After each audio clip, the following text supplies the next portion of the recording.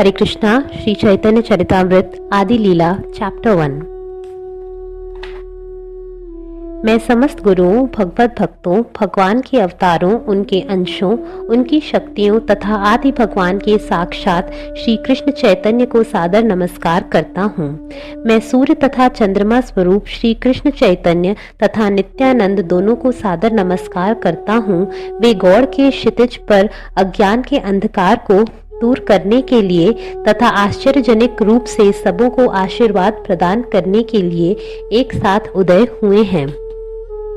जिसे उपनिषदों के निर्देश ब्रह्म कहा गया है, वह उनके शरीर का तेज मात्र है, और जिस भगवान को परमात्मा के रूप में जाना जाता है वह उनका अंतर्यामी अंश मात्र है। वे 6 ऐश्वर्यों से युक्त साक्षात भगवान कृष्ण हैं। वे परम सत्य हैं और कोई भी सत्य ना तो उनसे बड़ा है ना उनके तुल्य है। श्रीमती शची देवी के पुत्र के नाम से विख्यात वे महाप्रभु आपके हृदय के अंतर मन पक्ष के दिव्य रूप से विराजमान हो। पिघले सोने की आभा से दीप्त वे कलयुग में अपनी अहेतुकी कृपा से अपनी सेवा के अत्यंत उत्कृष्ट तथा दीप्त आध्यात्मिक रस के ज्ञान को, जिसे इसके पूर्व अन्य कोई अवतार प्रदान नहीं कर सका था, प्रदान करने के लिए अवतीर्ण हुए। श्री राधा तथा कृष्ण के प्रेम व्यापार भगवान की हाल्दिनी शक्ति की दिव्य अनुभूतियां हैं। यद्यपि राधा तथा कृष्ण अभिन्न हैं, किंतु उन्होंने अपने को अनादिकाल से पृथक कर रखा है। अब ये दोनों दिव्य स्वरूप फिर से श्री कृष्ण चैतन्य के रूप में मिलकर एक हो गए हैं। मैं उनको नमस्कार करता हूँ जो साक्षात कृष्ण होते हुए श्रीमती राधा रानी के भाव तथा स्वरूप में प्रकट हुए हैं। राधा रानी के उस प्रेम की महिमा को समझने की इच्छा से, जिसके द्वारा राधा उनके अद्भुत गुणों का आस्वादन करती हैं और उनके प्रेम की मधुरता की अनुभूति से जिस सुख का अनुभव करती हैं, भगवान श्री हरि राधा के भावों से विभोर होकर श्रीमती शची देवी के गर्भ से उसी प्रकार प्रकट होते हैं जिस तरह समुद्र से चंद्रमा प्रकट होता है। श्री नित्यानंद राम मेरे सतत स्मरण के लक्ष्य बने संकर्षण, शेषनाग तथा विष्णु, जो क्रमशः कारण समुद्र, गर्भ समुद्र तथा क्षीर समुद्र में शयन करते हैं, वे उनके अंश तथा अंशों के भी अंश कला हैं।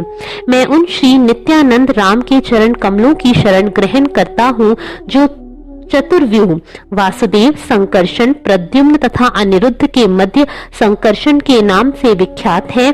वे भौतिक सृष्टि से परे वैकुंठ लोक में निवास करते हैं और समस्त ऐश्वर्यों से युक्त हैं। मैं श्री नित्यानंद राम के चरणों को भलीभांति नमस्कार करता हूँ, जिनके अंश रूप कारणोदक शाही विष्णु कारण समुद्र में शयन करने वाले आदि पुरुष हैं, मायापति हैं और समस्त ब्रह्मांडों के आश्रय हैं।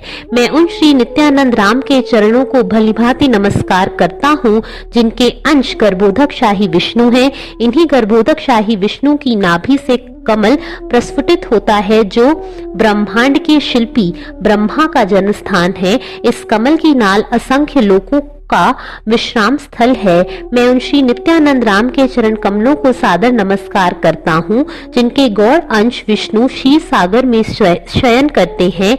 ये क्षीरोदक शाही विष्णु की समस्त जीवों के परमात्मा और समस्त ब्रह्मांडों के पालक हैं। शेषनाग उनके अंशांश हैं। अद्वैताचार्य महाविष्णु के अवतार हैं, जिनका मुख्य कार्य है माया की शक्तियों द्वारा विराट जगत की सृष्टि करना। हरि अर्थात परमेश्वर से अभिन्न होने के कारण वे अद्वैत और भक्ति संप्रदाय का प्रचार करने के कारण आचार्य कहलाते हैं। वे भगवान हैं और भगवत भक्तों के अवतार हैं। अतएव मैं उनकी शरण ग्रहण करता हूँ। मैं उन परमेश्वर कृष्ण को सादर नमस्कार करता हूँ जो अपने भक्ति अवतार, भक्ति प्राकट्य, शुद्ध भक्त तथा भक्तिमय शक्ति के स्वरूप से अभिन्न है। सर्व दयालु राधा तथा मदन मोहन की जय हो। मैं लंगड़ा तथा कुब्जी हूँ, फिर भी वे मेरे मार्गदर्शक हैं और उनके चरण कमल मेरे लिए सर्वस्व हैं। श्री श्री राधा गोविंद वृंदावन के कल्प वृक्ष के नीचे रत्नों के मंदिर के तेजोमय सिंहासन के ऊपर विराजमान होकर अपने परम विश्वस्त पार्षदों द्वारा सेवित हैं, मैं उन्हें सादर नमस्कार करता हूँ। रास नृत्य के दिव्य रस के प्रवर्तक श्री शील गोपनाथ वंशीवट के तट पर खड़े हैं और अपनी प्रसिद्ध बांसुरी की ध्वनि से गोपियों के ध्यान को आकृष्ट कर रहे हैं।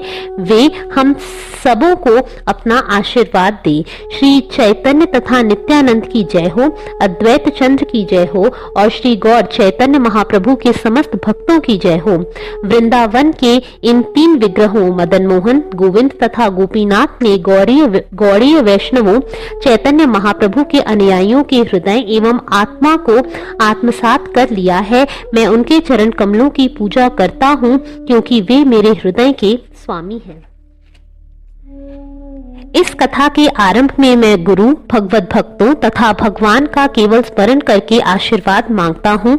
ऐसा स्मरण समस्त कठिनाइयों का विनाश करता है और मैं मनुष्य की इच्छाओं को पूरा करने में समर्थ बनाता है। मंगलाचरण आवाहन की 3 विधियां निहित हैं: लक्ष्य को परिभाषित करना, आशीर्वाद देना तथा नमस्कार करना।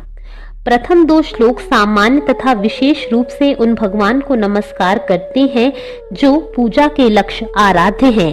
तीसरे श्लोक में मैं उन परम सत्य का संकेत कर रहा हूँ जो परम वस्तु हैं। ऐसे वर्णन से कोई भी मनुष्य परम सत्य का दर्शन कर सकता है। चतुर्थ श्लोक में मैं चैतन्य महाप्रभु के रसों पर कृपा करने के लिए प्रार्थना करते हुए भगवान से संपूर्ण जगत को आशीर्वाद देने का आह्वान किया है। इस श्लोक में मैंने चैतन्य महाप्रभु के अवतार के बाह्य कारण को भी बतलाया है, किंतु 5वें तथा 6ठे श्लोकों में मैंने उनके अवतार का कारण कहा है। इन 6 श्लोकों में मैं चैतन्य महाप्रभु के विषय में सत्य का वर्णन किया है, जबकि अगले 5 श्लोकों में मैंने नित्यानंद प्रभु की महिमा का वर्णन किया है। इससे अगले 2 श्लोकों में अद्वैत प्रभु के सत्य का वर्णन है और इसके बाद के श्लोक में पंच तत्व, भगवान, उनका स्वांश, उनकी अब तक की शक्तियां तथा उनके भक्त का वर्णन हुआ है। इस तरह ये 14 श्लोक मंगलाचरण के रूप में है और ये परम सत्य का वर्णन करते हैं। इन सारे श्लोकों की गुत्थियों की व्याख्या करने से पूर्व मैं अपने समस्त वैष्णव श्रोताओं को नमस्कार करता हूँ। मैं अपने समस्त वैष्णव पाठकों से प्रार्थना करता हूँ कि वे शास्त्रों में निरूपित श्री कृष्ण चैतन्य की इस कथा को ध्यान से पढ़ें और सुनें। कृष्ण अपने आप को गुरु, भक्त, विभिन्न शक्तियां, अवतार तथा परिपूर्ण प्रकाशों में प्रकट करके विलास करते हैं। ये 6 रूप एक हैं, इसलिए मैंने एक सत्य के इन 6 विविध रूपों के चरण कमलों की पूजा की है और उनका आशीर्वाद प्राप्त करने के उद्देश्य से मंगलाचरण लिखा है। मैं गुरुओं, भगवत भक्तों, ईश्वर के अवतारों, उनके परिपूर्ण अंशों, प्रकाशों, उनकी शक्तियों तथा साक्षात आदि भगवान श्री कृष्ण चैतन्य को सादर नमस्कार करता हूँ। मैं सर्वप्रथम अपने दीक्षा गुरु तथा अपने समस्त शिक्षा गुरुओं के चरण कमलों को सादर नमस्कार करता हूँ।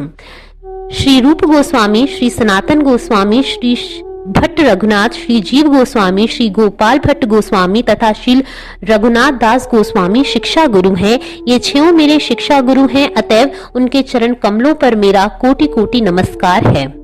भगवान के असंख्य भक्तों में श्रीवास ठाकुर अग्रगण्य हैं। मैं उनके चरण कमलों में हजारों नमस्कार अर्पित करता हूँ। अद्वैताचार्य भगवान के अंशावतार हैं, अतएव मैं उनके चरण कमलों में करोड़ों नमस्कार करता हूँ। श्री नित्यानंद राम भगवान के स्वरूप प्रकाश हैं और मैंने उनसे दीक्षा प्राप्त की है, अतएव मैं उनके चरण कमलों को सादर नमस्कार करता हूँ। मैं भगवान की अंतरंगा शक्तियों को सादर नमस्कार करता हूँ, जिनमें से श्री गदाधर प्रभु प्रमुख हैं। श्री चैतन्य महाप्रभु साक्षात भगवान हैं, अतएव मैं उनके चरण कमलों में असंख्य बार प्रणत होता हूँ। भगवान चैतन्य महाप्रभु तथा उनके समस्त पार्षदों को नमस्कार करने के बाद अब मैं उन एक में 6 अनेकताओं की व्याख्या करने का प्रयत्न करूंगा। यद्यपि मैं जानता हूँ कि मेरे गुरु श्री चैतन्य के दास हैं, तथापि मैं उन्हें भगवान का स्वयं प्रकाश मानता हूँ। समस्त शास्त्रों के सुविचारित मत के अनुसार गुरु कृष्ण से अभिन्न होता है। भगवान कृष्ण गुरु के रूप में भक्तों का उद्धार करते हैं। आचार्य को मेरा ही स्वरूप समझना चाहिए और किसी भी तरह से उसका अपमान नहीं होना चाहिए। उसे सामान्य व्यक्ति मानकर उससे ईर्ष्या नहीं करनी चाहिए, क्योंकि वह समस्त देवताओं का प्रतिनिधि होता है। शिक्षा गुरु को कृष्ण का स्वरूप समझना चाहिए। भगवान कृष्ण स्वयं को परमात्मा रूप में तथा सर्वश्रेष्ठ भगवत भक्त के रूप में प्रकट करते हैं। हे प्रभु, दिव्य कवि एवं आध्यात्मिक विज्ञान के वेत्ता ब्रह्मा जैसी दीर्घायु पाकर भी आपके प्रति अपनी कृतज्ञता को पूरी तरह व्यक्त नहीं कर सकते, क्योंकि आप दो रूपों में, बाहर से आचार्य के रूप में और अंदर से परमात्मा की तरह देहधारी जीवों को अपने पास आने के लिए निर्देश देने हेतु प्रकट होते हैं। जो लोग निरंतर भक्ति करते हैं और प्रेम पूर्वक मेरी सेवा करते हैं, उन्हें मैं ज्ञान प्रदान करता हूँ, जिससे वे मेरे पास आ सकते हैं। स्वयं भगवान ने ब्रह्मा को शिक्षा दी और उन्हें स्वरूप सिद्ध बनाया। मैं जो तुमसे कहूँ उसे ध्यान पूर्वक सुनो, क्योंकि मेरे विषय का दिव्य ज्ञान न केवल वैज्ञानिक है अपितु रहस्यों से पूर्ण भी है। मेरी अहेतुकी कृपा से तुम्हें मेरे व्यक्तित्व, स्वरूप, गुण तथा लीला संबंधी सत्य के बारे में सारा प्रकाश प्राप्त हो जाए। सृष्टि के पूर्व केवल मैं ही विद्यमान रहता हूँ और किसी भी स्थूल, सूक्ष्म या आदि घटना का अस्तित्व नहीं होता। सृष्टि के बाद मैं ही हर वस्तु में विद्यमान रहता हूँ और प्रलय के बाद मैं ही शाश्वत रूप से बचा रहता हूँ। जो कुछ मेरे बिना सत्य प्रतीत होता है वह निश्चय रूप से मेरी माया है, क्योंकि मेरे बिना किसी वस्तु का अस्तित्व नहीं है। यह छाया में असली प्रकाश के प्रतिबिंब जैसा है, क्योंकि प्रकाश में ना तो छाया होती है ना प्रतिबिंब। जिस प्रकार भौतिक सत्व सारे जीवों के शरीरों में प्रवेश करते हैं फिर भी उनके बाहर रहते हैं, उसी तरह मैं सारी भौतिक सृष्टियों के भीतर विद्यमान रहता हूँ, फिर भी मैं उनके भीतर नहीं रहता। अतएव दिव्य ज्ञान में रुचि रखने वाले व्यक्ति को चाहिए कि वह सर्वव्यापी सत्य को जानने के लिए इसके विषय में सदैव प्रत्यक्ष तथा अप्रत्यक्ष रीति से जिज्ञासा करनी चाहिए। चिंतामणि तथा मेरे दीक्षा गुरु सोमगिरी की जय हो। मेरे शिक्षा गुरु अर्थात भगवान की जय हो, जो अपने मुकुट में मोरपंख धारण करते हैं। कल्पवृक्ष तुल्य उनके चरण कमलों की छाया में जय श्री राधा रानी नित्य संगिनी के दिव्य रस का आनंद भोगती हैं। चूंकि मनुष्य परमात्मा की उपस्थिति का आंखों से देखा अनुभव नहीं कर सकता, अतएव वे हमारे समक्ष मुक्त भक्त के रूप में प्रकट होते हैं। ऐसा गुरु साक्षात कृष्ण के अतिरिक्त कोई अन्य नहीं होता। अतएव मनुष्य को चाहिए कि बुरे संग से दूर रहे और केवल भक्तों की संगति करे। अपने अनुभूत उपदेशों से ऐसे संत जन मनुष्य को भक्ति के प्रतिकूल कार्यों से जोड़ने वाली गांठ को काट सकते हैं। केवल भक्तों की ही संगति से भगवान के आध्यात्मिक रूप से शक्तिशाली संदेश की ठीक से व्याख्या की जा सकती है और उस संगति में उसका श्रवण अत्यंत सुहावना लगता है। भक्तों से श्रवण करने पर दिव्य अनुभव का वह मार्ग तुरंत खुल जाता है और धीरे धीरे उस ज्ञान में स्वाद आने लगता है, जो क्रमशः आकर्षण एवं भक्ति में परिणत हो जाता है।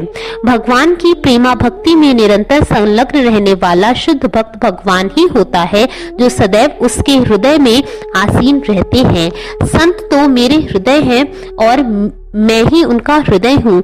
वे मेरे अतिरिक्त अन्य किसी को नहीं जानते, इसलिए मैं उनसे अतिरिक्त अन्य किसी को अपना नहीं मानता।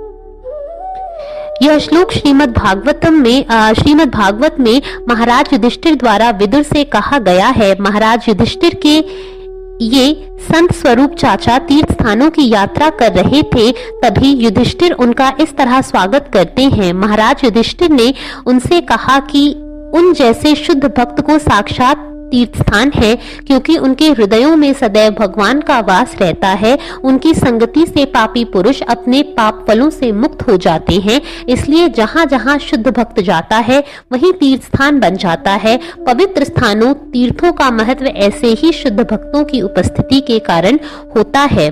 ऐसे शुद्ध भक्त दो प्रकार के होते हैं, निजी संगी पारिषद तथा नव दीक्षित भक्त साधक गण। ईश्वर के अवतारों की तीन कोटियां हैं, अंशावतार, गुणावतार तथा शक्त्यावेश अवतार। तीन अवतार पुरुष तथा मत्स्य अवतार अंशा अवतारों के उदाहरण हैं। ब्रह्मा, विष्णु तथा शिव गुणावतार हैं। शक्त्यावेश में कुमारगण, राजा पृथु तथा महामुनि व्यास, जिन्होंने वेदों का संग्रह किया। भगवान अपने आप को दो रूपों में प्रकट करते हैं, प्रकाश तथा विलास। जब भगवान अनेक रूपों में विस्तार करते हैं तो अपने अपने स्वरूपों में अभिन्न होते हैं। जैसा कि कृष्ण ने 16,000 रानियों के साथ विवाह करते समय तथा रास नृत्य करते समय किया था, तो भगवान के ऐसे रूप मुख्य प्रकाश कहलाते हैं। यह विचित्र लगता है कि अद्वैत श्री कृष्ण ने 16,000 रानियों से उनके उनके घरों में विवाह करने के लिए अपने आप को 16,000 एक समान रूपों में विस्तार कर लिया। जब ग्वाल बालों के समूहों से घिरकर भगवान कृष्ण ने रास नृत्य का उत्सव प्रारंभ किया तो समस्त योग शक्तियों के स्वामी ने अपने को प्रत्येक दो दो बालाओं के बीच में रख दिया। इस प्रकार जब गोपियों तथा कृष्ण परस्पर मिल गए तो हर गोपी ने यही सोचा कि कृष्ण केवल उसका ही प्रगाढ़ आलिंगन कर रहे हैं। भगवान की इस अद्भुत लीला को देखने के लिए स्वर्ग के देवता तथा रास नृत्य देखने के लिए उनकी पत्नियां परम इच्छुक होकर अपने सैकड़ों विमानों में आकाश में उड़ने लगे। उन्होंने फूलों की वर्षा की और मधुर मधुर दमामे बजने लगे। यदि समान स्वरूप वाले उनके रूप एक साथ प्रदर्शित हो तो ऐसे रूप भगवान के प्रकाश विग्रह कहलाते हैं, किंतु जब अनेक रूप एक दूसरे से कुछ कुछ पृथक होते हैं तो वे विलास विग्रह कहलाते हैं। जब भगवान अपनी अचिंत्य शक्ति से अभिन्न आकारों में अपने अनेक रूप दिखलाते हैं तो ऐसे रूपों को विलास विग्रह कहते हैं।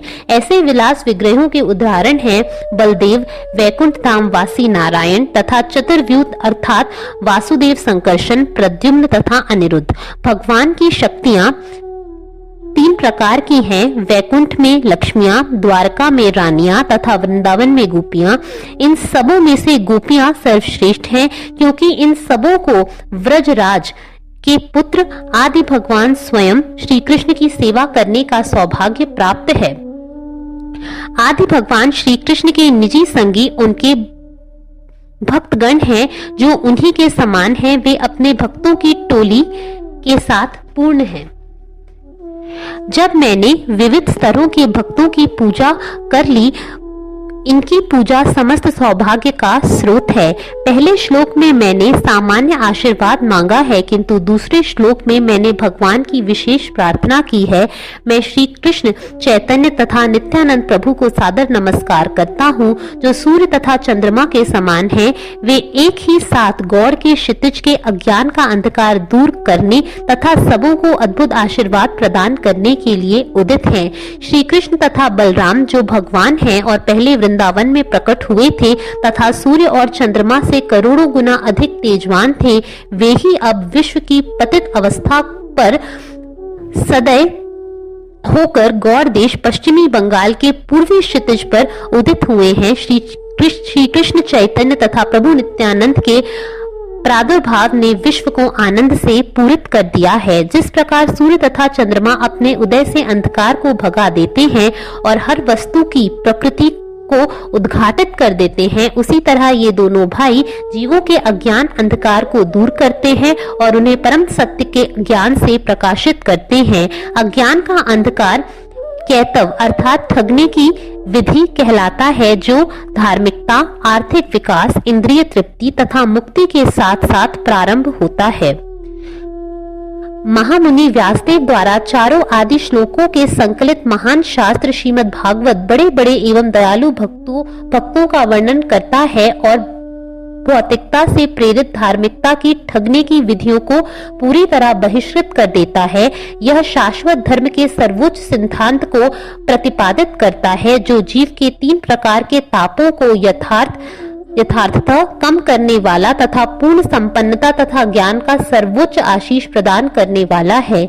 जो लोग विनीत सेवा भाव से इस शास्त्र के संदेश को सुनने के इच्छुक हैं, वे तुरंत ही भगवान को अपने हृदयों में बंदी बना सकते हैं। अतएव श्रीमद् भागवत के अतिरिक्त अन्य किसी शास्त्र की आवश्यकता नहीं रह जाती। ब्रह्म में तदाकार होकर मुक्ति प्राप्त करने की इच्छा करना ठगने की प्रधान विधि है, क्योंकि इससे कृष्ण की प्रेमा भक्ति का स्थायी लोप हो जाता है। उपसर्ग श्रीमद् भागवत के श्लोक में सूचित करता है कि मुक्ति की इच्छा का पूरी तरह से बहिष्कार कर दिया गया हो। सभी प्रकार के ऐसे शुभ तथा अशुभ कार्यकलाप जो भगवान श्री कृष्ण की दिव्य प्रेमा भक्ति के संपादन में बाधक होते हैं, तमोगुण से उत्पन्न कर्म हैं। चैतन्य तथा नित्यानंद की कृपा से यह अज्ञान का अंधकार दूर होता है और सत्य प्रकाश में आता है। परम सत्य जो श्री कृष्ण है और शुद्ध प्रेम में प्रकट श्री कृष्ण के प्रति प्रेमा भक्ति पवित्र नाम के सामूहिक कीर्तन द्वारा प्राप्त की जाती है, जो सारे आनंद का सार है। सूर्य तथा चंद्रमा बाह्य जगत के अंधकार को विनष्ट करते हैं और इस तरह घड़ों तथा प्लेटों जैसे बाह्य भौतिक वस्तुओं को प्रकाशित करते हैं, किंतु ये दोनों भाई चैतन्य तथा नित्यानंद हृदय के भीतर के अंधकार को विनष्ट करते हैं और इस तरह ये 2 प्रकार के भागवतों भगवान से संबंधित व्यक्तियों या वस्तुओं से मिलने में सहायता करते हैं। एक भागवत है महान शास्त्र श्रीमद् भागवत और दूसरा है भक्ति रस में लीन शुद्ध भक्त। इन 2 भागवतों के कार्यों में भगवान जीव के हृदय में दिव्य भक्ति रस अनुप्राणित करते हैं और इस तरह भगवान अपने भक्त के हृदय में होने से भक्त के प्रेमवश हो जाते हैं। ये दोनों सूर्य तथा चंद्रमा संसार के लोगों के प्रति अत्यंत दयालु है। इस तरह समस्त लोगों के सौभाग्य हेतु वे बंगाल के क्षितिज पर उदय हुए हैं। अतएव आइए हम इन दोनों प्रभुओं के पवित्र चरणों की पूजा करें। इस प्रकार आत्म साक्षात्कार के मार्ग की सारी कठिनाइयों से छुटकारा मिल सकता है। मैं इन दोनों श्लोकों के माध्यम से भगवान से आशीष प्राप्त करने का आवाहन किया है। अब कृपा करके तृतीय श्लोक के तात्पर्य को ध्यान पूर्वक सुने। इस ग्रंथ के विस्तार भय से मैं जानबूझकर विस्तृत वर्णन से बच रहा हूँ। मैं यथासंभव संक्षेप में सार वर्णन करूंगा। संक्षेप में कहा गया अनिवार्य सत्य ही सच्ची वाक्पटुता है। विनीत भाव से इसका श्रवण करने मात्र से ही मनुष्य का हृदय अज्ञान के सारे दोषों से मुक्त हो जाएगा और उसे कृष्ण का प्रगाढ़ प्रेम प्राप्त होगा। यही शांति का मार्ग है। यदि कोई ध्यान पूर्वक श्री चैतन्य महाप्रभु, श्री नित्यानंद प्रभु तथा श्री अद्वैत प्रभु एवं उनके भक्तों, भक्ति कार्यों, नाम, यश तथा उनके दिव्य प्रेमालापों के रसों की महिमा का श्रवण करेगा, तो वह परम सत्य के सार को जान सकेगा। इसलिए मैं इनका वर्णन चैतन्य चरितामृत में तर्क तथा विवेक के साथ किया है। श्री रूप तथा श्री रघुनाथ के चरण कमलों की स्तुति करते हुए और सदैव उनकी कृपा की आकांक्षा करते हुए उनके चरणों का अनुसरण करते हुए मैं कृष्णदास श्री चैतन्य चरितामृत का वर्णन कर रहा हूँ। हरे कृष्णा।